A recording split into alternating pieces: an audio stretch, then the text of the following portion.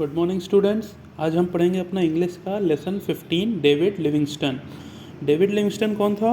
एक ऐसा व्यक्ति जिसे नई जगह जाकर नए लोगों से मिलकर उनकी हेल्प करना, ऐसी जगह जो दुनिया के सामने नहीं आई हैं, तो ऐसी नई जगह जाना और जो दुनिया से लोग कटे रह गए हैं उनकी मदद करना, तो वो भी एक ऐसा ही व्यक्ति था जिसे हम एक्सप्लोरर की कैटेगरी में रख सकते हैं। एक्सप्लोरर वे लोग होते हैं जो नई नई जगह को खोजते हैं।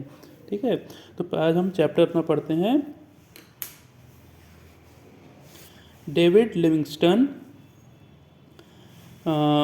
Seldom are God giants honored by the world, but David Livingstone joins the select band of the greatest explorer like Marco Polo, Christopher Columbus, Neil Armstrong, Edmund Hillary, and the like to top it all.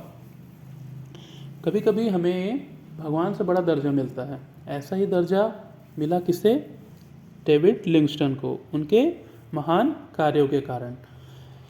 जैसे कि Marco Polo, Christopher Columbus, ये सब कौन थे? ये समुद्री रास्ते से जाके नई जगह की खोज करते, नए नए समुद्री रास्तों की खोज करते, नई जगहों की खोज करते, तो उसमें डेविड लिविंगस्टन भी आते हैं। David Livingstone did not explore for the sake of exploration only but also for his missionary zeal. David Livingstone केवल इसलिए ही नहीं नई जगह की खोज करते थे, एक्सप्लोर करते थे, पर उनकी यह एक चाह थी कि वो लोगों तक मदद पहुंचाएं, हेल्प पहुंचाएं। इसका मेन कारण उनका नई जगह की खोज का ये था। As a consequence to this, he opened the vast continent of Africa to the rest of the world, जिसका नतीजा यह निकला उनकी इस चाह का कि उन्होंने अफ्रीका जैसे एक बड़े कॉन्टिनेंट का, बड़े महाद्वीप को दुनिया के सामने लाया, जो कि दुनिया की पहुंच से काफ़ी दूर था। Until then, the people had little knowledge about the interior parts of Africa, क्योंकि तब तक लोगों को अफ्रीका के अंदरूनी भाग के बारे में ज़्यादा नहीं पता था, क्योंकि वो एक काफ़ी जंगली वाला एरिया था। वहाँ जंगल बहुत ज़्यादा हैं, बहुत जंगली जानवर हैं और कोई फैक्ट्रीज़ नहीं, कोई बड़ी जगह नहीं थी, तो इसलिए लोग वहाँ जाना नहीं चाहते थे। No one has visited those part, अभी तक जहाँ कोई भी नहीं पहुँचा था। David Livingstone was the first to do so, David Livingstone वो पहले व्यक्ति थे जो वहाँ अफ्रीका के इंटीरियर पार्ट तक पहुँचे। The task was not easy, he had to journey through thick forest, marshy land, flooded rivers and dangerous waterfalls. ये काम उतना आसान नहीं था। इसके लिए उन्हें, इस यात्रा पर को पार करने के लिए उन्हें घने जंगलों से, दलदली ज़मीन से, फ्लडेड रिवर मतलब बाढ़ वाली नदियों से और ख़तरनाक झरनों से गुजरना पड़ा। The jungles were full of fierce animals and poisonous serpent, जो जंगल था वो पूरे जंगली जानवरों से, ख़तरनाक जानवरों से और जहरीले सांप, बिच्छू, इन सभी लोगों से भरा पड़ा था। These jungles were filled with insect of various kind which caused many diseases. ये जो जंगल था ये बहुत अलग अलग अनेक प्रकार के जीव जंतुओं से भरा पड़ा था, जिनके कारण हमें अनेकों प्रकार की घातक बीमारियां हो जाती थीं। David Livingstone fell ill several time during his journey. David Livingstone भी अपनी यात्रा के दौरान कई बार बीमार पड़े। He had to stop the journey for several month, जिसके कारण उन्हें अपनी जर्नी, अपनी यात्रा को कई महीनों तक रोकना भी पड़ता था। For facing many hardship, David Livingstone, a medical missionary and explorer, reach central Africa where no white man had ever set foot there. तो इतनी लाख मुश्किलों का सामना करते हुए डेविड लिविंगस्टन फाइनली कहाँ पहुँच गए? सेंट्रल अफ्रीका पहुँचे, जहाँ अभी तक कोई वाइट मैन यानी कि गोरा आदमी नहीं पहुँचा था। His ambition was to help the natives, उसका एम्बिशन, उसकी क्या चाह थी कि वह उस वहाँ के नेटिव्स, वहाँ के रहवासी लोग जो थे उनकी हेल्प करे। Hundreds had died due to the lack of proper medical help, क्योंकि वहाँ मतलब हज़ारों लोग बिना, क्योंकि वहाँ पे कोई मेडिकल हेल्प नहीं थी, इसलिए लोग मर जाते थे छोटी छोटी बीमारियों से। This had prompted Livingstone to come to Africa, और यही कारण था कि अफ्रीका आने पर लिविंगस्टन को इस कारण ने ही वहाँ जाने पर बार बार मजबूर किया। Whenever he went he set up small hospitals where the natives could get treatment for various element. ठीक, क्या था कि वो जितने बार अफ्रीका जाता तो वहाँ कुछ छोटे छोटे हॉस्पिटल्स को सेटअप करके आता ताकि वहाँ के जो नेटिव्स हैं, जो लोकल पीपल हैं, वो लोग अपना इलाज कराते रहें। He also brought Christianity to the land. Medical help के साथ साथ उसने वहाँ क्रिश्चियनिटी को भी पहुँचाया, क्रिश्चियन धर्म को। ठीक है।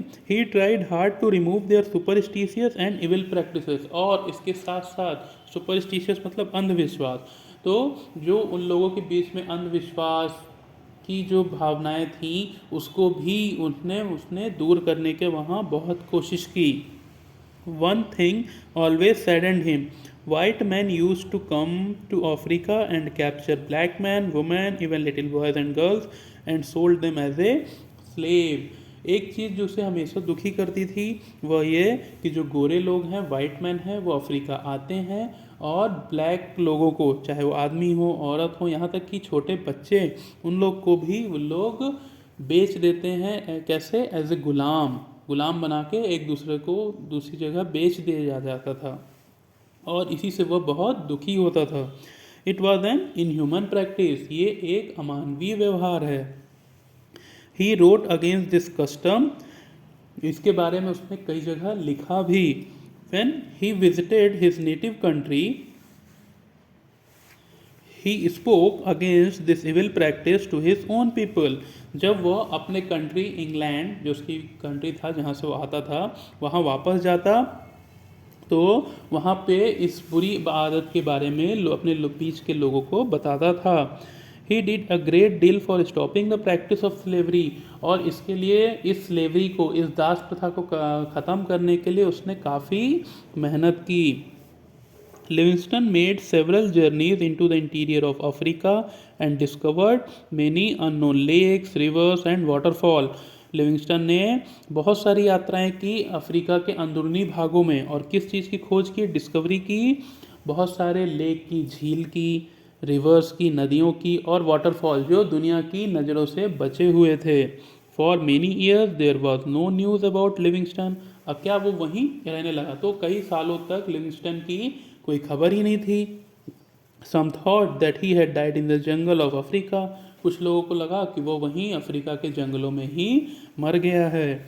But many of his friends refuse to believe rumour of his death. पर उसके कई दोस्तों को ये अफवाह बिल्कुल गलत लगी कि वह मर चुका है। In order to find out the truth, an American newspaper sent a young man named Morton Stanley to Africa.